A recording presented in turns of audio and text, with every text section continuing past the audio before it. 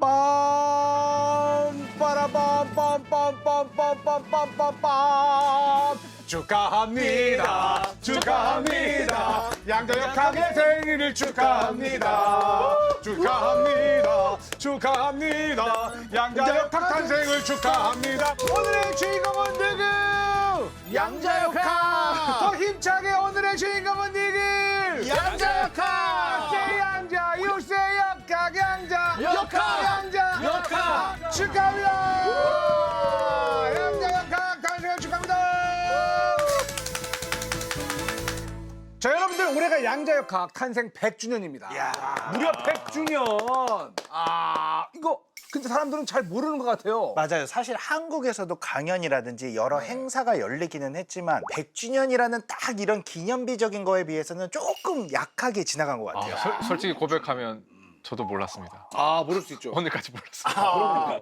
그래서 취미는과학이 나섰다 이 말입니다. 맞아요. 우리가 이번에 제대로 한번 리스펙을 해 주자는 거예요. 그럼요. 사실 예. 양자역학 없으면은 우리가 쓰는 핸드폰이라든지 컴퓨터 아니면 카메라들 아무튼 이 모든 것들이 없을 수 있는데 지금 우리가 누리고 있는 모든 문명의 혜택이 양자역학 덕분이다. 그렇죠. 뭐 컴퓨터부터 시작해가지고 뭐 TV 모든 게 다 양자역학이죠. 그렇죠. 예. 양자역학이 물리학에만 관련 있는 거라 많이 생각을 하는데 사실 화학에서도 우리 주기율표 얘기할 때 막 네네. 전자가 밖에 몇 개 있니 이런 얘기를 했잖아요. 걔네들이 도대체 왜 전자가 그 개수 있어야 되느냐 이런 게 밝혀진 게 다 양자역학 덕분이고 또 그 원자들이 연결돼서 뭐 카페인이니 뭐든 만들어지는 게 어떻게 생겼냐 전부 다 양자역학으로 설명이 돼서 네네. 화학에서도 정말 유용하게 활용하고 있어요. 맞아요.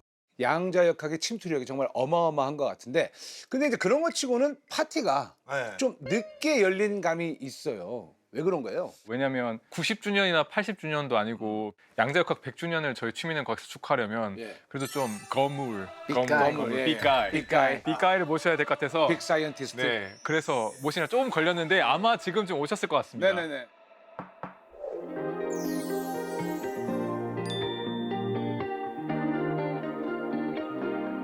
I only wanna be with you, be with you. I want that summer city attitude, attitude. 'Cause when we're driving out that avenue, avenue, I know we're moving on to something new, something new.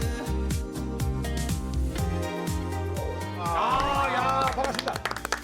야, 어유, 야, 안녕하세요. 안녕하세요. 예, 이 유명한 분이. 그럼요. 예, 예. 자, 여러분들 엄청난 분이 오셨습니다. 일단 본인 소개 부탁드리겠습니다. 네, 지금 경희대학교 물리학과에서 학생들을 가르치고 있는 물리학자 김상욱입니다. 반갑습니다.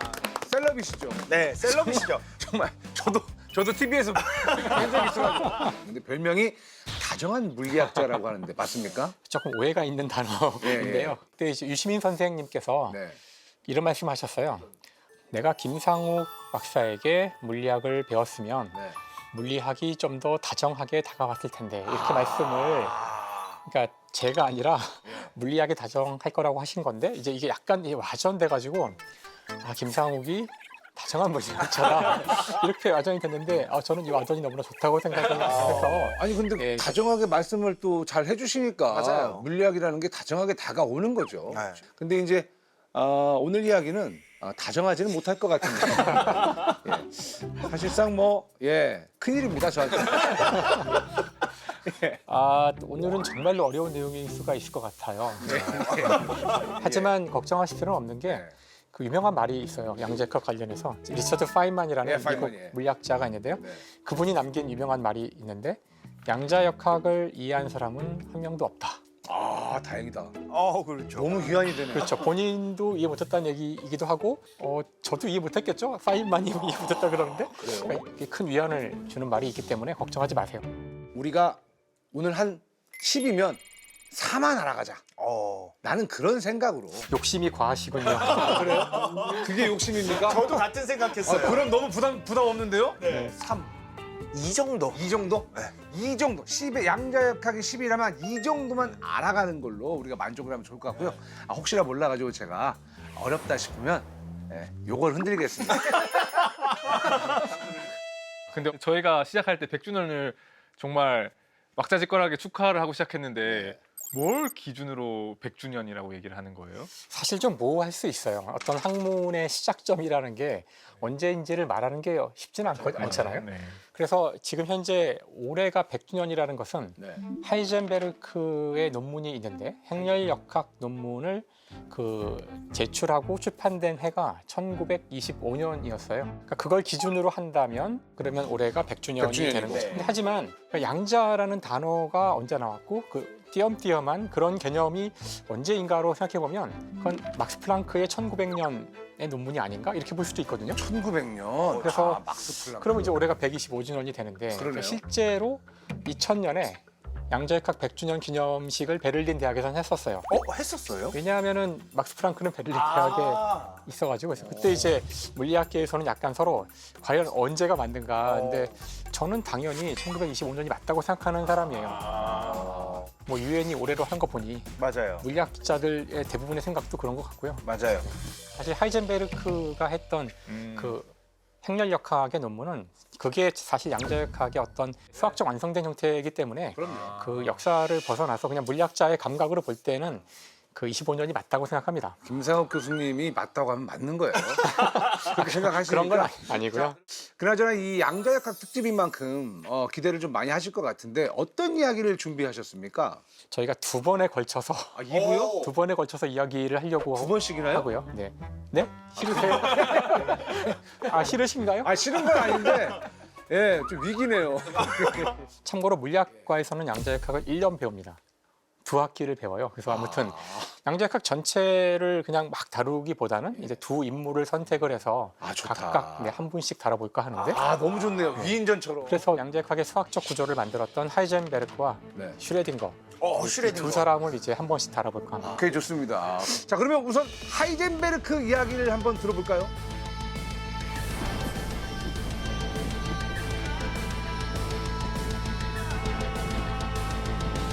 자, 유엔이 공식적으로 인정한 양자역학의 창시자 하이젠베르크. 대체 어떤 사람인지 궁금합니다. 엄청 똑똑했겠죠? 하이젠베르크 하면은 첫 번째 저희가 떠오르는 거는 일단 엄친아. 뭐 못하는 게 없는 사람. 다음에 지는 거를 너무너무 싫어해서 승부욕까지. 뭐든지 하나를 잡으면 거기서 최고가 돼야 되는 그런 사람이었다고 하더라고요. 그런 사람들이 보통 천재과들이 많잖아요. 그래서 뭐 그 절대 지지 않으려는 그 성향을 보여주는 유명한 일화가 있는데 네. 당시 탁구죠. 예, 탁구. 탁구를 치는 것이 좀 유행이었대요. 물리학자들 집단에서. 예. 처음엔 잘 못 쳤다고 해요. 근데 이제 미국에 한번 여행을 갈 일이 있었는데 그때 미국 가려면은 배를 타고 대서양 건너야 돼요. 그때 탁구만 했대요. 배에서. 미친 듯이. 그리고 그 이후에는 누구도 이 사람을 이길 수 없었다 그러는데 진짜로요? 이를 악물고 갔다 와서는 그거는 진짜 엄청난 진짜 재능인데. 이게 너무 잘 쳤기 때문에 이게 남아있을 정도예요. 그 기록에 남아있고 이게 검색해보시면 나와요. 하이젠베르크 테이블 테니스 치면은 그게 이제 수많은 물리학자들이 증언을 할 만큼 그 뒤에 지는 걸 본 적이 없다 그러니까 그 정도의 승부욕이면 진짜 약간 끝판왕이네요. 이게 사람이 좀 둥글둥글하지는 그래도 않았겠죠. 왜냐면 좀 날카로운 분이고 경쟁심이 많고. 당연히 그러니까요, 예. 그랬다는 수많은 증거들이 있고요. 예. 근데 아무튼 그런 성향 때문인지도 모르지만 굉장히 반골 기질이 있었다고 해요.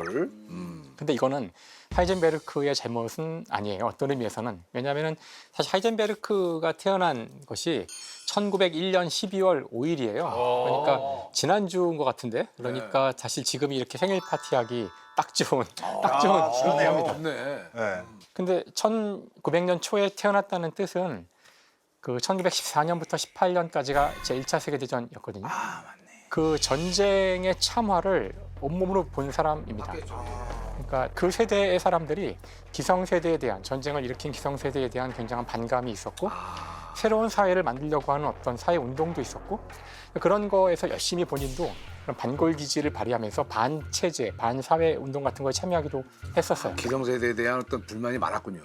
그래서 그게 아마도 그 기존의 그 물리학을 송두리째 무너뜨리는 그런 자양분이나 용기가 된 건 아닐까. 이거 물론 몰라요. 모르는데 새로운 뭔가 약간 뉴 웨이브, 새로운 뭔가를 뭐든 하겠다. 다 그쵸. 뭐 얼어 죽을 뉴턴 역학, 얼어 죽을 전자기학 이건 왜 틀릴 수 없는 거야. 그러니까 사실 보통 물리학자들이 그런 걸 의심하기는 쉽지 않거든요. 그렇죠. 진짜로.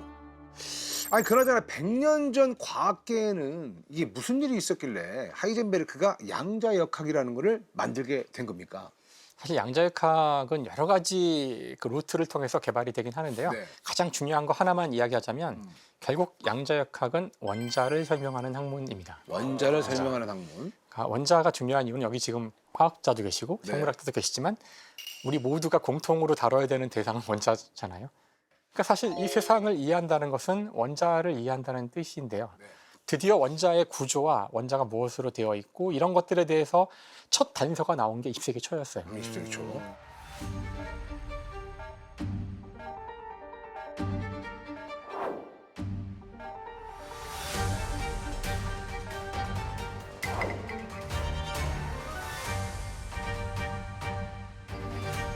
그 당시 존재했던 가장 그 강력하고 가장 완벽한 물리 이론이 바로 뉴턴 역학과 전자기하학이었는데 네.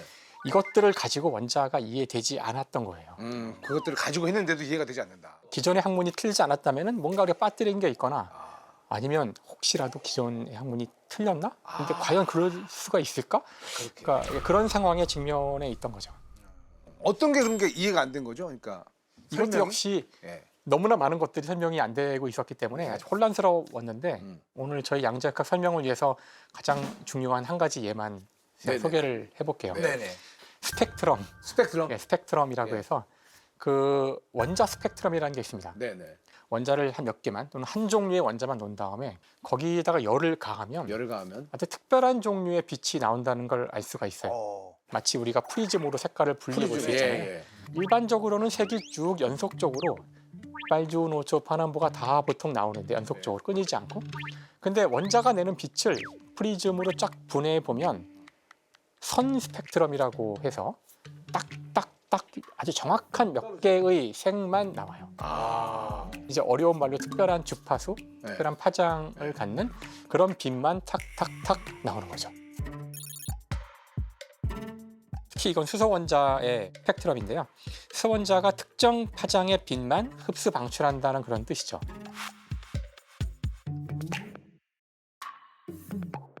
이것은 당시의 물리학으로는 도저히 설명할 수 없는 대표적인 그런 사례 중에 하나였어요. 이게 물리학적으로 새로웠던 게 원래 그 전에 뉴턴이 프리즘을 가지고 이제 태양빛이라는 게 뭐 빨주노초 파남으로 쫙 연결돼 있다. 예. 그래서 빛이란 거는 이 색깔들이 분리되고 합쳐지는 걸 통해 된다. 연속적인 스펙트럼이다라고 생각을 했는데 이 분광학이라는 게 이 수소를 보기 전에도 사용이 됐었어요. 제일 유명한 게 이제 그냥 태양빛이 오는 걸 볼 때는 쫙 연결이 되는데 태양을 보니까 일정한 선들이 보이더라. 거기서 이제 헬륨이라는 원소가 발견이 됐거든요. 그때부터 이제 화학자들은 온갖 물질들을 계속 이걸로 들여다보기만 시작한 거예요. 근데 독특하게 물질마다 다 이 선의 간격이나 형태가 다 다르더라. 일종의 이게 원소의 지문 같은 정보가 아닐까 해서 오히려 이게 지금 약간 바코드 같이. 네, 바코드랑 똑같은 거예요. 지금도 새로운 게 발견되면 항상 이 스펙트럼을 봐요. 근데 화학자들은 와 편하다 바코드 갖고 빛이네 했는데 물리학자들은 야 이거 왜 선이야? 라는 데서 궁금증을 가지면서 다른 영역으로 이제 얘기가 펼쳐지는 거죠. 이게 왜 불연속인지에 대해서는 궁금해하지 전혀 않았던 거예요. 궁금하지 않았죠. 아니 사실은 의문을 가졌던 화학자가 이걸 물어봐서 물리학자들이 연구하게 되는 건데요. 근데 이게 궁금하지 않을 수도 있는 게 지금 이 색깔이 이게 연두색이잖아요. 네. 이게 왜 연두색인지 의문을 가져본 적 있어요? 아니요, 그냥 누가 정해놨잖아요. 저거 파란색이라고 하면 사람이 이상해 봐요. 그러니까 지금 이제 이 선 스펙트럼이 나온다는 뜻이 이 컵이 지금 연두색이라는 것과 똑같은 얘기를 하는 거예요. 왜 모든 물질은 고유한 색을 갖는가? 이걸 좀 더 이제 명확하게 얘기한 것이 수소 원자의 스펙트럼이 선 스펙트럼이 나온다는 거죠. 근데 이게 고전 역학적으로는 설명이 안 되는 거였습니까? 안 되는 거였어요. 그러니까 이게 뭔가 이렇게 띄엄띄엄한 선으로 나온다는 뜻은 네. 빛은 에너지이기 때문에 수소 원자가 내는 빛이 뭔가 띄엄띄엄한 에너지로만 나온다는 뜻이거든요. 네. 왜 띄엄띄엄한 에너지만 나오는지를 이해할 수는 없었어요. 바로 이 띄엄띄엄 이것이 양자의 뜻이거든요. 네. 양자역학의 양자가 퀀텀, 영어로 퀀텀인데 퀀텀. 띄엄띄엄하다인데 여러 가지 의미로 쓰이지만 이렇게 띄엄띄엄한 것들이 나오는 이유를 이제 결국 설명하는 것이 양자역학이 해야 될 가장 중요한 것이었죠. 그러니까 여기 얘네들을 이제 설명을 해야 된다. 네. 얘네들의 존재 말하는 거죠, 지금 얘네들. 그렇죠. 그러니까 고전 역학에서의 에너지 개념은 연속적인데 지금 우리가 관측하는 이 현상에서 관측하는 거는 띄엄이니까 이게 설명이 안 됐던 거죠. 이렇게 쉽게 생각하면 이렇게 생각하면 돼요. 예전 같은 경우는 이 띄엄띄엄이들이 바코드처럼 그냥 맞아요. 그렇게 분류하는 데에만 썼다면 이제는 이 띄엄띄엄 존재가 과연 무엇이냐, 얘네가 그렇죠. 무엇이냐를 찾기 시작했다. 그렇죠. 그게 이제 양자로 간다. 와, 제대로 이해하신 겁니다. 네. 예. 그렇게 가야죠. 내일 까먹으면 안 돼요. 아니 이제 쉽게 얘기했어요. 여기 장 교수님 쉽게 얘기하고 또 교수님 쉽게 얘기해 주시니까 맞아요. 바로 받아들였어요. 그걸 이제 하이젠베르크가 설명을 해버린 거예요. 그건 아니고요. 예. 그러니까 하이젠베르크 앞에 한 사람이 더 있습니다. 누굽니까? 그러니까 이제 징검다리를 건너와야 되는데요. 네. 사실 정말 양자역학을 만드는데 가장 큰 기여를 한 사람이 누구냐고 묻는다면 네. 아마 많은 사람들은 보어라고 할 겁니다. 닐스 보어. 닐스 보어라고 할 거예요. 그래서 닐스 보어가 그 앞에 있었어요. 네. 닐스 보어가 만든 이론은 하이젠베르크와 같이 어떤 완성된 형태의 이론이 아니라 양자역학으로 가기 위한 가장 중요한 디딤돌을 놓았던 그런 이론을 만들게 돼요. 그래서 그의 원자 모형을 잠깐 설명을 할 필요가 있는데요. 원자 모형. 네. 네. 보어는 기본적으로 이 수소 원자를 설명하려고 했었어요. 네. 네. 근데 수소 원자란 것은 양성자가 하나 있고 네. 그 주위에 전자가 하나 있는 아주 간단한 그런 모형, 간단한 구조. 간단한 그런 원자예요. 네. 그러니까 마치 뭐 태양이 하나 있고 그 뒤에 지구가 하나 있는 이런 간단한 모형이라고 볼 수 있는데요. 사실 이렇게 전하를 가지고 있는 전자와 같은 녀석이 이런 양성자 역시 전하를 갖고 있는데 이런 녀석 주위를 돌 때에는 이제 전자기파가 발생된다는 것이 당시 전자기학이 얘기해주는 바였고요. 그런 경우 이 전자는 빛을 발생하게 되고 네. 결국은 추락하여 충돌하게 된다는 것이 전자기학입니다. 근데 진짜 그런 일이 일어나지 않거든요. 그냥 수소는 그냥 언제나 존재하고 있지 이렇게 전자가 추락해가지고 이 수소 원자가 붕괴하는 일은 벌어지지 일은 않으니까 없다. 보가 당시의 실험들을 보고서 내린 결론은 뭐냐면은 정상 상태라는 개념을 도입하여 네. 이유는 모르지만 네. 수소 원자 주위를 도는 전자는 그냥 안정하게 그냥 돌기만 한다. 이런 첫 번째 가정을 하고 어떤 궤도들이 가능한가에 대해서 보가 설명을 하는데 일반적으로 이 양성자 주위를 도는 전자는 어떤 궤도든 돌 수는 있어요. 예를 들어 우리 지구 주위를 인공위성이 돌고 있는데 네. 좀 더 에너지 분사를 하면은 네. 좀 더 높은 위치로 갈 수 있거든요. 그렇죠. 근데 걔는 다르잖아요. 그 인공위성이 분사를 하면 되는데 안에 있는 이 전자는 무슨 메커니즘으로 조금만 기다리시면 이거 해드릴게요. 궁금해요. 네. 아주 좋은 지적이고요. 네네네. 보호는 여기서 아까 스펙트럼, 선 스펙트럼을 설명하기 위해서 놀라운 제안을 하게 됩니다. 네. 이러한 전자가 돌 수 있는 궤도가 띄엄띄엄하다는 거예요. 띄엄띄엄하다. 네. 그러니까 예를 들어서 10km 높이에서 돌 수 있고 네. 20km 돌 수 있고 30km는 돌 수 있지만 예. 그 사이사이에선 돌 수 없다.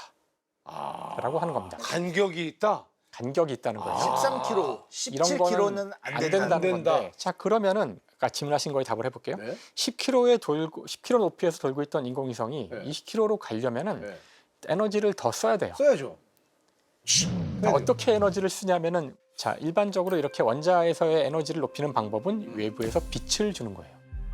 낮은 궤도와 높은 궤도의 에너지 차가 있을 텐데 그 에너지를 갖는 빛을 주면 얘가 이렇게 그만큼. 올라갈 수 있게 올라간다. 돼요. 네. 빛도 에너지니까. 그렇죠. 에너지니까. 자, 이렇게 보호가 제안을 하자 놀라운 일이 벌어지는데요. 네. 10km 높이에서 돌고 있던 네. 인공위성이 있었는데 이게 20km로 가려고 그러면 이 차이만큼의 에너지를 딱 주면 돼요. 그렇죠. 쫙 하면 올라가겠다. 근데 중간엔 갈 수가 없거든요. 그러면은 도대체 10km에서 20km로 어떻게 가는 걸까요? 갈 수 없다고 그랬잖아요. 그러면 이렇게 점프인데? 그래서 여기서 나오는 유일한 결론은 10km 높이에 돌고 있던 전자 혹은 인공위성이 네. 그 위치에서 사라져서 20km 위치에 에이. 짜잔 하고 그 텔레포트인데요. 그렇게 하지 않으면 네. 이 중간 단계를 지나간다고 하는 순간 아까 띄엄띄엄한 데만 존재한다는 그런 전제가 틀린 거니까 그러면 중간은 아예 갈 수 없다고 한 거는 공식적으로 받아들이는 거예요, 다들? 그걸 가정해 보자는 건데요. 가정해 보자는 거. 가정을 하게 되면 네. 이 중간 과정이란 건 없기 생략이 때문에 되죠. 그래서 이제 지금처럼 굉장히 이해하기 어렵죠. 어려운 상황이 아니 갑자기 전자가 무슨 텔레포트 돼가지고 빛이 딱 들어오면 사라졌다가 여기가 뿅 하고 나타난다. 자, 이럴 때 그 학자들이 쓰는 트릭이 있어요. 뭐예요? 트릭은 어려운 용어를 하나 만드는 거예요. 네, 그래서 용어를 만들어서 그 용어로 설명을 한다고 얘기해 버리면 사람들이 그 어려운 용어 때문에 막 혼란스러워할 때 설명했죠. 그러면 뭐 그런 것 같은데요라고 하는 방법이 있거든요. 뭔데요 그 용어가? 그 용어가 바로 퀀텀 점프 또는 퀀텀 립, 양자 도약이라는 건데요. 이제 이해하셨죠? 점프요. 쑥 하고 올라가는 게 아니라 어쨌건 이 가운데를 못 가니까 빛이 딱 주면 사라졌다가 여기서 갑자기 점프한다. 네. 맞아. 아니 왜 퀀텀 점프를 하는 걸까? 이게 보어는 좀 이유를 알려줘야 될 텐데. 사실 보는 그런 것들에 대해서 이유를 묻지 말라 그랬는데요. 그러니까 이게 그거예요. 결국 과학이라는데 자꾸 믿음으로 믿어. 그건 아니고요. 그거 아니에요? 예. 어떻게 이해하시면 되냐면은 네. 저는 지금 그냥 말로만 설명했지만 실제 보어는 수학적 이론을 만들었고요. 네. 그 수학적 이론을 통해서 그 선 스펙트럼의 위치가 정확히 어디여야 되는지를 다 풀 수 있었고요. 그렇게 구해진 숫자와 실제 실험 값들이 탁탁탁탁 맞았기 때문에 떨어지니까. 좀 뭔가 기분은 나쁘지만 예. 일단 과학자들은 이게 실험과 맞으면 끝입니다. 그러니까 이유는 설명할 수 없지만 그런 현상은 발생한다라는 거를 보여주기는 하는 거죠, 이론적으로. 되게 이상하다고 느끼시겠지만 너무 이상하죠. 예, 받아들이시는 순간 선 스펙트럼 설명이 됩니다. 아 그래요? 근데 반대 아니에요? 선 스펙트럼은 결과로서 정해져 있으니까 끼워 맞추기로 하나의 이론을 만든 거 아닌가요? 원래 이론이 그렇죠. 원래 그 모든 이론들의 첫 번째 형태는 지금처럼 끼워 맞추는 거거든요. 그래서 이제 보어는 양자역학을 완성시키지 못한 사람이고요. 네. 보어의 이론을 좀 더 단단한 양자역학으로 만들어 놓은 사람이 바로 하이젠베르크인 거죠. 저는 보어가 진짜 대단하다 생각하는 게 보어가 처음에 이걸 수소에 대해 계산하는 과정 같은 걸 보면 아까 말했던 고전적인 역학만으로 접근을 해서 최대한 그럴싸하게 다 만들어놨어요. 그렇죠. 그래서 아까 말씀하신 것처럼 가정을 뭐 에너지들은 떨어져 있다는 몇 가지 가정을 넣었을 때 그게 충족된다면 모든 게 다 맞아 떨어지는 거예요. 근데 바꿔 생각하면 이게 또 수소를 골라서 성공을 했지 처음에 막 좀 더 큰 걸 골랐으면 아마 실패했겠다. 또 너무 복잡해서 헬륨만 했어도 실패했을 거예요. 아니 근데 왜 하이젠베르크가 양자역학의 창시자가 된 겁니까? 사실 하이젠베르크가 양자역학을 만든 때에는 본인의 나이가 24살 정도밖에 안 됐을 어리다. 때거든요. 그러니까 이제 본인이 이런 그 거대한 주제를 선택했다고 보기 힘들고요. 예. 그 하이젠베르크의 박사학위 지도 교수였던 네. 존 모펠트 교수가 있었어요. 그래서 이 존 모펠트 교수는 당시 이 보어의 이론을 많은 사람들이 정말 신기하다. 저게 왜 맞는 거지? 근데 또 기분은 되게 나빠. 그래서 많은 사람들이 싫어했어요. 싫어하고 뭔가 다른 이유가 있을 거라고 생각하고 있을 때에 기성 과학자 가운데 마음을 열고 보어의 이론을 아주 열심히 탐구했던 그런 과학자였습니다. 바로 이 존 모펠트의 제자가 하이젠베르크였어요. 그러니까 지도 교수님이 열심히 그걸 하고 있으니까 자기도 관심이 많이 있었고 보어에 대해서 알게 되고 그 이론도 공부하고 그렇게 됐던 거죠. 자연스럽게 스며들었네요. 존 모펠트가 그 둘을 소개를 시켜준 거예요? 어떻게 만나게 되는 거예요? 실제 만나게 되는 것은 하나의 사건이 있었어요. 네. 1922년에 그 독일의 괴팅켄이라는 도시가 있어요. 괴팅켄. 괴팅켄의 대학에서 그 보어를 초청하여 네. 강연을 듣는 그런 기획을 마련을 했어요. 그러니까 그 소문이 나자 물론 이제 물리학자들끼리만 나는 소문이겠지만 그 소식을 듣고 이제 그 존 모펠트가 하이젠베르크한테 보어가 온다는데 학생도 데리고 올 수 있다 그랬으니까 같이 가지 않을래? 그래가지고 같이 가게 됩니다. 그래서 그 행사를 그때 보어 축제라고 했다고 하는데 진짜요? 닐스 보어 축제. 보어 축제라고. 대단한 사람이에요. 본인이 이름을 그게 붙인 거예요? 아니, 그러니까 사람들이 사람들이. 보어 축제. 그러니까 보령 머드 축제처럼 보령 머드 축제처럼 이제 그냥 과학자들한테는 보어 축제지 뭐. 오해하시지 말아야 되는 게 이게 무슨 그 도시에서 거대하게 뭐 플랜카드 붙이 그게 아니라 예. 그 대학에서 학과에서 그냥 보어 페스티벌이라고 붙인 겁니다. 그렇죠. 그들끼리. 그들끼리 예. 그렇죠. 그래서 보어 축제 갈 때 하이젠베르크는 물론 이전에도 공부했지만 그 논문들을 아주 그냥 무시무시하게 깊이 읽은 다음에 네. 현장에 가서 질문을 아주 날카로운 질문들을 해서 보어가 막 당황하기도 했다 그러는데 막 찌르는 거예요 이제. 그러니까 어떤 질문은 듣는 순간 이제 보어는 바로 알았다고 해요. 이 논문을 정말 이 친구는 완벽하게 이해를 하고 질문을 하는 거구나. 그래서 끝나고 나하고 좀 얘기를 같이 하면 좋겠다. 산책이요. 예. 산책을 좀 같이 하면서 얘기하면 좋겠다. 아, 그 약간 요즘 버전으로 하면 메밀차 마실래? 그런 거 있잖아요. 파차 마실래? 영화도 보면 뭐 이따가 나랑 얘기 좀 하세요. 하고 이제 바로 조수로 감아버리고 그래. 연구 같이 시키고 네네네. 막 이런 그 코스들 있잖아요. 그렇죠, 있죠. 만약에 교수님들 같은 경우에 내가 뭘 하고 있는데 아 저렇게 엄청나게 막 계속 찌르는 친구들이 나타나요. 그럼 어떠실 것 같아요? 기쁘죠. 기뻐요? 우선은 관심을 갖고 있다는 거니까. 사실 과학자들 되게 많고 각자만의 연구 분야가 있지만 솔직히 말하면 자기랑 비슷한 건 사람 몇 명 빼고는 서로 관심이 하나도 없어요. 그런데 이제 학생이 심지어 내가 말하거나 연구한 거에 질문을 한다. 저 학생이 아직 털을 안 잡았으면 그냥 나한테 데려오는 게 좋지 않을까. 내가 약간 노예 획득 이런 느낌이에요. 노예라면 굉장히 큰 오해고. 노예 획득 이런 거 아니에요? 지적 동반자. 그런 거 아니에요? 그러니까 이제 눈에 띈 거죠, 보호도 이제. 그렇죠. 눈에 띈 거죠. 아. 그래서 그때 깊은 인상을 주었고요. 그래서 보호가 얘기를 합니다. 나중에 꼭 한번 코펜하겐으로 오라고 얘기를 하고요. 그래서 나중에 이제 코펜하겐에 진짜 갑니다. 그래서 그 1924년에 한번 갔다 오고 또 그다음 또 가고. 근데 이 방문이 굉장히 중요해요, 사실은. 이 방문이. 두 번째 갔을 때 7개월 정도 있게 되는데 그걸 갔다 온 다음에 바로 행렬 역학이 만들어지거든요. 그렇기 때문에 이 방문이 굉장히 중요하다고 할 수 있습니다. 어쨌든 뭐 이렇게 보호하고 하이젠베르크가 어떻게 만나가지고 이제 계속 연구를 하면서 뭐 성과들을 막 올려낼 거 아닙니까? 그죠? 그렇죠. 근데 사실 하이젠베르크가 쓴 전기를 보면은, 그러니까 본인이 쓴 자서전 같은 거 보면은 보호가 굉장히 그 진짜 다정한 사람이었다고 해요. 그래서 하이젠베르크가 그 얘기를 많이 쓰거든요.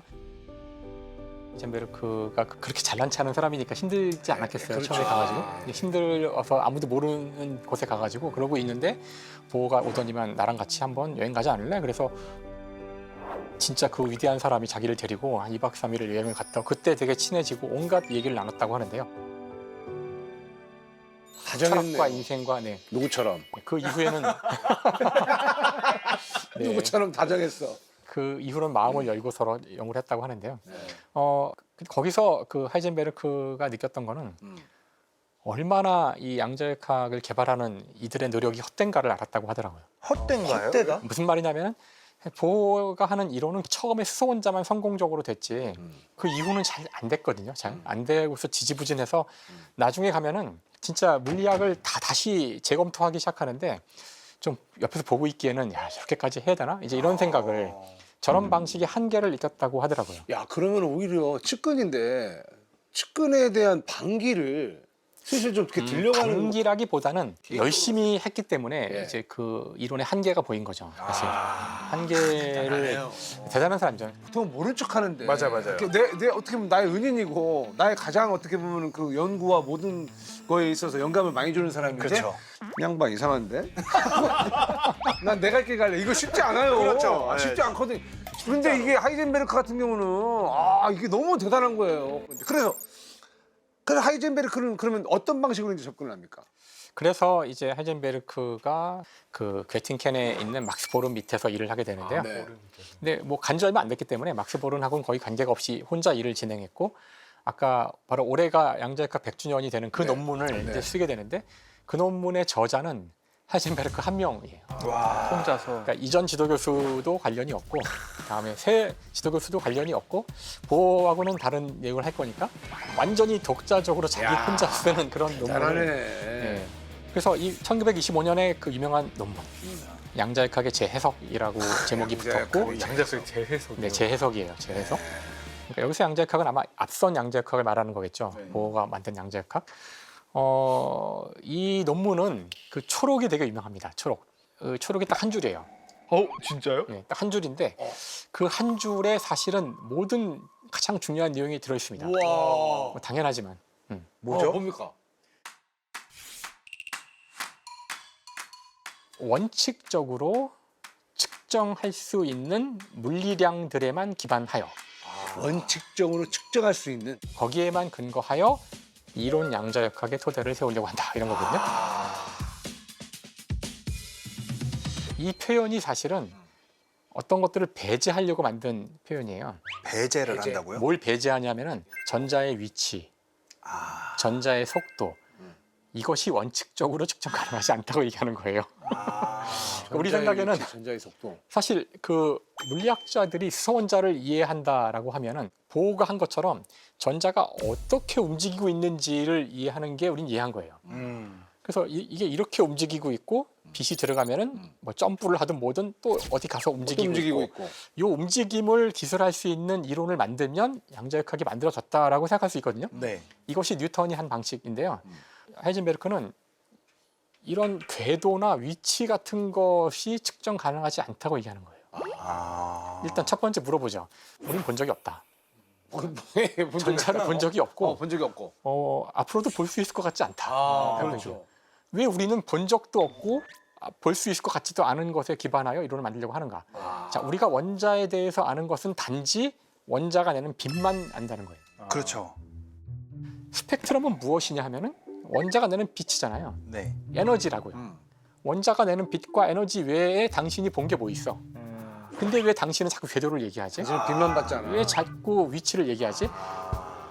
이 양자역학이란 이론은 오로지 원자가 내는 빛들, 그것과 관련된 에너지들, 그것만을 기술하는 형태로 만들어져야 한다는 거죠. 사실은 그때 지금 이걸 설명하기 위해 만들었던 전자의 궤도라고 하는 것은 본 적이 없고 없죠. 입증되거나 검증된 적이 없었다라고 하는 걸 하이젠베르크가 지적한 거죠. 맞아요. 그러면 뭐 보어의 이론에 아니야 라고 얘기하는 걸 수도 있잖아요. 근데 그게 좀 미묘한 것이 미묘합니까? 거기서 궤도는 버리지만 예. 띄엄띄엄한 에너지는 가져오겠다는 에너지를 거거든요. 가져오겠다. 그러니까 보어의 이론에서 하이젠베르크가 보기에 내가 유일하게 가져와야 되는 부분은 바로 양자 도약이라는 거예요. 띄엄띄엄. 그것만을 가지고 이론이 네. 만들어져야지 네. 그것과 궤도를 같이 생각하니까 이 문제가 생긴다는 거거든요. 그래서 이제부터 이 하이젠베르크의 이론은 오로지 에너지 상태들과 그들 사이의 도약만을 기술하는 식으로 만들어져요. 점프하고 자, 에너지. 예를 들어서 이 안에 이제 에너지 레벨이라고 하는데 네. 상태들이 있을 텐데 바로 그 상태들이 뭐예요? 띄엄띄엄. 에너지 상태가? 그게 상당히 추상적인 개념이라서요. 예. 다른 사전 지식이 없으신 분들은 여전히 궤도를 생각하셔도 괜찮아요. 궤도로 생각해요. 그냥. 예, 여전히. 그래서 그렇게 띄엄띄엄한 상태들이 일단 있다고 생각을 해보죠. 네. 예를 들어 여기 이렇게. 뭐 5개의 상태가 있다 그러면 여기 1번, 2번, 3번, 4번, 5번 이렇게 5개 상태가 있다고 생각하시면 네. 돼요. 그래서 전자는 여기 있을 수도 있고 여기 있을 수도 있고 5개 있을 수 있어요. 네. 근데 여기서 일로 갈 때는 빛이 나오죠. 자, 이제 하이젠베르크의 이론은 여기서 뭘 할 거냐면은 우리가 알 수 있는 거는 오로지 전자가 어디 있는지와 어디로 이동했는지만 알 수 있다는 거죠. 빛 때문에요. 그때 빛이 나오니까. 네. 그러니까 이 사람의 이론은 1번 상태에 있거나 혹은 1번에서 2번으로 가거나 2번에 있거나 2번에서 1번으로 오거나 1번에서 4번으로 가거나 이렇게 어디서 어디로 1번에서 3번으로 3번 뭐 이런 식의 네, 점프. 그때 나오는 빛의 네. 색이 네. 이렇게만 가지고서 이론을 만들어야 한다는 거예요. 그래서 이 사람의 이론은 그냥 이렇게 두 개의 숫자로 돼 있어요. 1번, 2번, 3번, 4번, 2번, 2번 이렇게 두 개의 쌍으로 돼 있는 숫자들의 집합인데 요 쌍은 어떤 특별한 에너지와 관련이 돼 있죠. 1번에서 3번으로 갈 때의 에너지, 3번에서 1번으로 올 때의 에너지, 네. 1번 그 자체에 있을 때의 에너지. 그 점프할 때 빛이 나온다고 그러잖아요. 근데 빛이 나오는 개념이 외부에서 이제 어떤 그 빛을 받아가지고 거기에서 이제 작용을 해서 점프하면서 빛이 나오는 거 맞죠? 날 수도 있고 예. 또는 이제 추락할 때도 빛이 나오죠. 그때는 거꾸로. 추락할 때도 떨어질 때는 빛이 나오고 빛이 나온다. 올라갈 때는 빛이 들어가야 되고. 에너지 레벨이 높은 게 있고 낮은 게 있고 층층이 돼 있어요. 그래서 만약에 낮은 데서 위로 가려면 말씀하신 빛을 받아야지만 그 에너지를 뛰어 오르고 그렇죠. 위에 있는 게 내려올 때는 그 에너지만큼을 방출하고 방출은 뭘로 하죠? 방출도 네 빛이요. 그래서 아까 그 선 스펙트럼 그림에서도 예. 위아래로 두 개가 있는데 선으로만 그려져 있는 게 이제 방출하는 빛이 선으로 나온 거고 밑에 그림은 선으로 까맣게 칠해져 있어요. 그림자처럼. 그 빛들만 그림자. 얘네가 흡수를 할 수 있어요. 전자가 도약할 때 1번에서 3번으로 가든 3번에서 1번으로 어쨌건 도약을 할 때는 빛이 나온다. 그렇죠. 예. 그러니까 결국 그 하이젠베르크가 원자라고 이야기할 어떤 수학적 구조는 이런 거예요. 1번, 3번, 3번, 1번, 2번, 1번, 3번, 2번 이렇게 두 개의 숫자. 이 두 개의 숫자는 5개의 상태가 있다면 1부터 5까지 가능하고 앞에 거, 두 번째 것도 1부터 5까지 가능하죠. 이렇게 5 곱하기 5 이렇게 숫자들의 집합, 나열이 되는데 이런 것들을 행렬이라고 불러요. 행렬. 그래서 하이젠베르크의 이론을 행렬역학이라고 부릅니다. 우리가 이렇게 쓰면 행이라고 부르고 예. 세로 좀 열이라고 부르잖아요. 지금 이 이열 정보들을 2차원 형태로 행과 열로 쭉 배열을 해놓은 거예요. 표를 만드는 거죠? 표. 그렇죠. 표를 그렇죠. 만든다고 네, 보시면 맞아요. 돼요. 이 표. 놀라운 거는 이 그냥 숫자들의 표잖아요. 예. 이게 원자야라고 얘기하는 거죠. 이거 자체가 이게 원자다. 원자야. 우리는 이거 외에는 원자에 대해 얘기할 수 없어. 이것이 원칙적으로 측정 가능한 거야. 근데 이걸로 그럼 뭘 할 수 있는 거예요? 자, 이제 어려운데요. 여기서 당근. 자, 시청자 여러분들 당근! 자, 당근! 자, 여기선 더 얘기할 수는 없어요. 왜냐하면은 이제 자, 이 뭘할수 있냐는 행렬을 이제 구축한 다음에는 이걸 이제 어떤 수학적 조작을 하면은 이제 조작. 이걸 어려운 말로 대각화한다고 하는데요. 대각화요? 네, 이걸 이제 수학적 조작을 하면은 실제 그 수소 원자가 가질 수 있는 에너지들을 착착착착 구해주게 돼요. 구해준다, 에너지를? 그 에너지들의 차를 계산해 보면은 그게 바로 선 스펙트럼의 위치를 줍니다. 그래서 이제 여기서 한 번에 더 수학적 조작이 필요한데요. 이제 그 얘기는 하지 않는 게 좋을 것 같아요. 당근이 많이 필요할 것 같아요. 자, 그러니까 여러분 아까 그 선 스펙트럼 있죠? 그 약간 그 짝대기들. 그러니까 얘네들을 설명을 그 위치를 얘가 구해줍니다. 그 얘네들 위치를 계산을 다 하면은 얘네들 위치가 나온다. 그러니까 사실 이거는 이제 보호의 이론이 뭐 그때그때 상황에 따라 다 적응할 때마다 다 새롭게 뭔가 생각하고 그런 약간 좀 뭔가 좀 땜질식으로 막 사용되던 이론이라면은 이 하이젠베르크의 이론은 굉장히 보편적인 모든 양자 시스템에 다 적용할 수 있는 아주 보편화된 이론을 만든 거고요. 뉴턴 역학의 F는 ma 같은 역할을 하게 되는 거죠. 우와. 그러니까 사실 이게 저희가 지금 얘기를 시작한 게 왜 올해가 양자역학 탄생 100주년이냐. 그 100주년을 는 하이젠베르크의 이 행렬 역학 논문을 기준으로 하는 건데 그렇죠. 행렬이라고 하는 것 자체가 보면 행이 있고 열이 있고 1행, 2행이 있고 1열, 2열이 있고 그 사이에는 1.5열은 없잖아요. 그 불연 속성을 아주 잘 반영하는 어떤 수학적 구조라서 이게 근본적인 전환으로 바라볼 수 있는 건가요? 그렇죠. 그러니까 불연속성을 그 물리학의 가장 근원으로 가져온 거죠. 양자역학이라는 것은 뭐 그 불연속성으로부터 나오게 만들어 놓은 그런 역학 체계예요. 그러니까 사실 물리학자들은 좀 충격이었겠죠. 근데 진짜 놀라운 건 뭔지 아세요? 하이젠베르크가 이런 행렬 역학을 딱 이렇게 만들었잖아요. 이 나이가 몇 살이에요? 23살이니까. 미쳤네. 23세의 양자 세계의 어떤 뉴턴으로 맞아요. 인정을 받게 되는 거 아닙니까? 23살. 23살에 뭐 하셨어요? 술 먹었죠. 자, 23살에 저도 술 먹었어요. 야, 23살인데 이 행렬 역학을 어마어마한 걸 만들어냈다. 그렇죠. 야, 슈퍼 천재네, 슈퍼 천재. 맞아요. 그러면 하이젠베르크가 이 행렬 역학을 만들어낸 게 하이젠베르크가 수학에도 통달해서 그랬었던 건가요?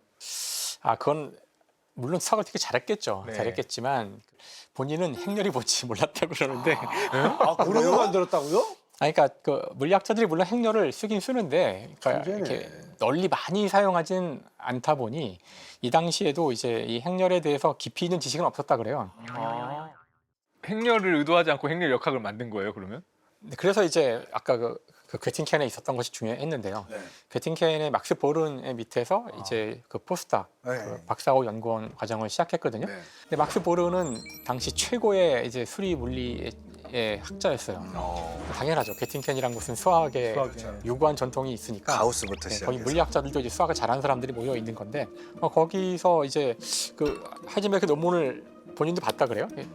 가서 이제 자기 지도 교수니까 이 논문을 출판하려고 그러는데 봐주십시오 그랬더니 뭐 자기가 관여하지는 않았으니까 뭐 그럼 재밌겠네 하다가 읽어보다 보니 뭔가 심오한 내용인 것 같은데 이거 행렬인 것 같은데 그래서 이제 불러가지고 자네가 지금 하고 있는 게 그 수학에서 잘 알려진 행렬을 하는 거고 행렬의 대각화 과정을 본인이 설명하고 있는 거다. 그래서 이제 설명을 해줘요. 그래서 이걸 좀 더 내가 다듬어주면 좋을 것 같은데 그래가지고 이제 하이젠베르크와 막스 보른이 논문을 쓰게 돼요. 그 논문들이 바로 이제 그 우리가 오늘날 알고 있는 형태의 행렬 역학의 모습이 다 갖춰진 거고요. 그게 현재 우리 물리학과 교과서, 양자역학 교과서의 챕터 뭐 2, 3, 4가 그 내용을 이제 그대로 옮기면 교과서가 됩니다. 바이블이네. 보른의 도움을 받았다지만 참 이 하이덴베르크도 너무 대단하고 근데 이제 핵능력학이 어쨌건 나왔잖아요 이제. 그리고 또 주변에 이제 사람들의 반응이 어땠을지 궁금합니다. 아마 이제 야 아이고 웃기고 있네 뭐 야 이런 사람도 있었을 거고 별의별 일이 다 있을 한번 거예요. 예상해 보시죠. 어떤 반응이었어요? 일단 보호가 분위기가. 보호의 분위기가 안 좋았을 것 같아요. 궁금했을 거. 왜냐면은 보호는 궤도를 돌고 있다라는 걸 그렇지. 주장을 했을 텐데. 그래도 싹 뺐으니까 점프만 갖다 썼으니까. 네. 궤도를 몰락시켰네. 그렇죠. 근데 그 기록을 보면 보호는 워낙 다정한 사람이라 일단 처음은 좋은 말을 해주고요. 예. 아 뭐 하지만. 새로운 뭐 어떤 거 했지만 하지만 뭔가 좀 부족한 것 같다. 뭔가. 부족한 것 같다라는 뭔가 거. 조금 그러니까 너무 좀 뭐라 그럴까 너무 좀 급진적이잖아요. 그렇죠. 뭔가 새로운 걸 얘기하고 있는 건 같고 그다음에 이걸 계산해 보면 답이 나오는 것도 같은데 뭔가 좀 이게 뭐지 막 이러는 분위기랄까. 다른 사람들도 좀 그렇게 생각하지 않았을까? 낯설고. 일단 아인슈타인은 싫어했다고 남아 있어요. 네, 그래서 예. 그다음에 이게 완성되고서 이제 한숨 돌릴 때쯤 새로운 사건이 터져요. 아 새로운 사건이요? 어떤 사건이요? 자기가 만든 이론과 똑같은 답을 내면서도 좀 더 쉽게 접근할 수 있을 것처럼 보이는 슈레딩거의 논문. 드디어 슈레딩거의 그 저기 방정식인가 그거요? 그렇죠. 슈레딩거의 방정식이 1926년 그 다음 이듬해 1월달에 나오는데, 야 그러니까 봐봐 이 스피드야. 하이젠베르크가 막 정말 나는 이거 진짜 인류 역사에 남을 물리학 역사를 뒤집을 이론을 만들었다 그러고 네. 완결시킨 다음에 막 기뻐하고 자기 동료들이 자기 이론을 이용해서 다른 문제를 막 앞으로 이제, 풀기 시작하고 예. 이러는데 신나죠? 뭐 갑자기 슈레딩거가. 야 논문이 나왔다는데 슈레딩거라는 사람도 아니 그래서 뭐야 서로 이제 일면식도 없는 사람인데 네. 비슷한 게 나왔는데 이 사람 건 좀 더 쉬워 보이고 누가 이겼습니까? 이게 기록에 따르면 예. 사람들은 슈레딩거를 더 좋아했다고 하는데 그 슈레딩거의 파동 방정식은 그 딱 보시면 아마 이게 뭐가 더 쉽지 이럴 수 있는데요. 그러니까 물리학자들이 보기에는 미분 방정식이거든요. 그 저희는 미분이 되게 편해요. 네. 미분은 그 뉴턴부터 유구하게 이어져 오는 물리학의 가장 최초의 언어였고, 그래서 미분 방정식이란 건 보는 순간 편안한데 행렬은 많이 사용하지 않던 거라서 일단 보는 순간 많은 사람들은 슈레딩거 쪽이 수학적으로 더 다루기 좋다는 걸 알았고요. 더더군다나 이 슈레딩거 방정식이 만들어질 때 기본 모토가 전자가 파동이다. 전자는 그냥 파동이야. 뭐 양자 도약이고 뭐 무슨 뭐 궤도를 보지 말라는 등 다 필요 없고 파동이야. 그렇게 함으로써 다 설명을 하려고 했기 때문에 하이젠베르크가 주장했던 그 많은 이상한 가정들, 보호가 얘기했던 양자 도약 이런 거 다 필요 없다는 것에 많은 물리학자들이 안도를 했고, 아무리 이 친구가 천재라지만 이제 20대 중반밖에 안 된 애가 뭘 사실 얼마나 알겠어 이런 것도 있고, 그래서 당시의 대세는 슈레딩거가 더 대세였다고 합니다. 사실 그 되게 이상한 가정들을 제외한다면은 당시의 물리학자들이 접근을 하는데 심리적인 장벽이 훨씬 낮아졌겠네요. 그렇죠. 네. 그렇죠. 근데 지는 거 싫어하는 분이 있으시고 배에서 계속 탁구만 치시던 분이신데 슈레딩거 방정식이 나오고 가만히 계시지 않으셨을 것 같은데 그 그럴 이후로 어떤 그럴 일들이 리가. 일어났나요? 그럴 리가 없죠. 이들의 싸움은 상당히 오랫동안 이어지게 되는데요. 네. 사실은 일단 그 하이젠베르크는 슈레딩거의 이론이 옳을 수 없다고 생각을 해요. 왜냐하면 양자역학의 핵심은, 원자를 이해하는 핵심은 그 불연속적인 양자 도약이어야 하는데 점프. 슈레딩거 방정식은 기본적으로 연속적인 파동의 어떤 그 물 흐르듯이 흐르는 그런 식으로 되어 있기 때문에 이거는 옳을 수가 없다고 본인은 생각해요. 근데 이제 웃기는 건 이제 풀면 답이 똑같이 나오거든요. 그러니까 이게 왜 맞지? 점프하고. 그래서 이제 그때부터 한 2년 가까이 물리학에 대혼란이 옵니다. 26년, 27년 2년간 도대체 이게 왜 두 개가 존재하고 이 두 개는 완전 다른 철학에서 만들어진 건데 왜 답은 같지? 그러게요. 예. 그런 엄청난 혼란이 있게 되고요. 이게 파동파 말씀하신 것처럼 이게 한쪽은 파동파고 네. 한쪽은 이제 점프파인데 점프하고 파동은 다른 건데 왜 결국 풀어보면 맞냐라고 해서 많은 사람들이 이제 혼란스러워했다라는 그렇죠. 거잖아요. 그리고 파동파로 가야 되는 건지 이거 저기 점프파로 가야 되는 건지 헷갈리니까. 대세는 파동파였어요. 대세는 파동파였죠. 일단 아인슈타인도 파동이었고 이게 네. 그러니까 당시에 유명한 기성 과학자들은 다 슈레딩거에 박수를 치면서 네. 아 정말 다행이다. 하이젠베르크가 맞았으면 어떻게 할 뻔했어. 더 골치 아플 뻔했다. 근데 당시에도 이렇게 논문이 나오면은 바로 유럽이면 유럽 이런 식으로 바로 퍼지나요? 그때도? 그 전에 먼저 편지로 서로 알았다 그러더라고요. 당시는 지금의 인터넷이 없으니까 네. 그 유명한 학자들 사이에는 그 서로 계속 서신을 주고받고 있었고요. 그래서 우리가 오늘날에도 그 아인슈타인의 많은 내용을 아는 이유가 막스 보른과 아인슈타인이 되게 친했거든요. 그렇죠. 둘이 주고받은 편지가 다 남아 있어서 책도 있어요. 아마 그런 사건이 있으면 바로 편지 썼을 거예요. 그죠. 소문났겠죠. 출판되기 전에 알았을 거고요. 근데 막스 보르는 하이젠베르크 편이었기 때문에 한번 만나서 얘기를 하는 게 어떨까. 하이젠베르크가 좀 아인슈타인을 찾아가서 핵심적인, 그러니까 뭐가 문제인지 좀 얘기를 자문 좀 받아라. 자문도 받고 좀 논의를, 하이젠베르크의 이론을 싫어하고 슈레딩거를 지지한다는 얘기를 들으니까 안 되겠다 찾아갑니다. 찾아가서 얘기를 나누게 되는데요. 그때 이제 뭔가 큰 깨달음을 얻게 돼요. 하이젠베르크가. 그러니까 자기가 가진 어떤 이론 체계의 문제점을 깨닫게 되는 건데요. 그러니까 아인슈타인과 계속 얘기를 하다 보니 결국은 왜 궤도를 넌 모른다고 하느냐. 궤도를 모를 순 있어. 우리가 지금 물론 못 보지 전자를. 하지만 언젠간 볼 수 있지 않을까? 아인슈타인은 그리고 설사 지금 전자의 궤도를 볼 수 없다고 한들 그게 전자의 궤도가 없다는 뜻이냐? 궤도를 부정하지 마라. 그러니까 있는데 못 볼 뿐이지. 다 우리 물리학자가 언제나 모든 걸 다 보면서 하는 건 아니야. 이런 말까지 해요. 수많은 우리의 관측은 우리가 실제로 다 확인하지 않지만 일어난다고 믿는 수많은 중간 과정들을 가정하기 때문에 관측을 할 수 있는 거지. 그런 것들을 가정하지 않으면 물리를 할 수 없다. 그러니까 물론 지금 자네가 전자의 궤도를 우리가 지금 당장 본 적 없다는 말은 맞지만 그렇다고 해서 전자의 궤도가 없다고 얘기하는 거는 지나친 그런 가정이고 아마도 이론이 더 완벽해진다면 전자의 궤도를 알 날이 올 것이다. 뭐 이런 얘기까지 해서 그럼 이제 이런 얘기를 들었을 때 하이젠베르크가 예, 형님 말이 맞습니다. 라고 했을까요? 아니면 아닌데요. 그래도 아닌데요. 아닌데요. 이렇게 했을까요? 예. 아까 우리가 하이젠베르크의 성격에 대해 얘기했잖아요. 그죠? 이거 뭐 물러날 사람이 아니죠.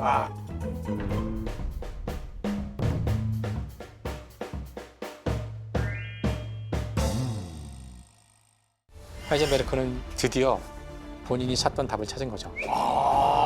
그렇습니까? 뭡니까? 불확정성 원리라는, 그게 결국은 이 양자역학의 해석을 만드는 주축이 돼요. 새로운 물리학이 막 태동하려는 바로 그 순간 슈레딩거라는 또 다른 사람이 새로운 양자역학 체계를 만들게 됩니다. 대포군님 같은 경우에는 하이젠베르크를 더 좋아하시는 거네요? 저는 하이젠베르크 파예요. 원래 좀 혁신을 좋아하시잖아요. 예? 혁신을 그럼 좋아하시잖아요. 제가 또 고양이 알러지가 있어가지고. 새로운 방정식은 그런 도약을 다 없애버리고 깨끗하고 연속적인 식을 구한 건데요. 한번 구경해볼까요? 구경입니다. IH 바 2n분의 H 바 제곱 라플라시안 psi 플러스 V psi. 진짜 벌써 당근을 만지고 있죠? 자, 벌써 지금 당근을 만지고 있고요. 둘이 경쟁 관계가 됐잖아요. 누구의 이론이 더 옳은가 이런 문제가 생겼고 그 슈레딩거 이야기에서 양자역학의 핵심이 나올 겁니다. 다음 편도 보셔야 돼요.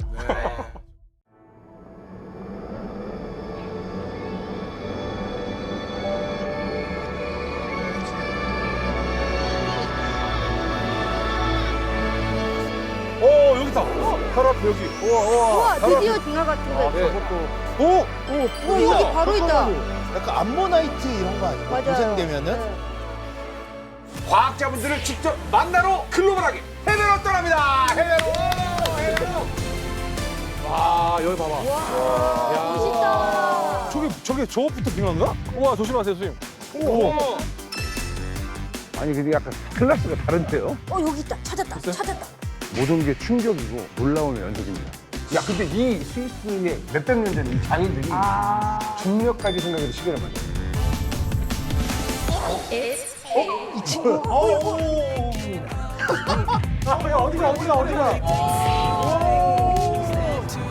와, 나 한 근 20년 이래로 이런 감동적인 광경을 처음 보네.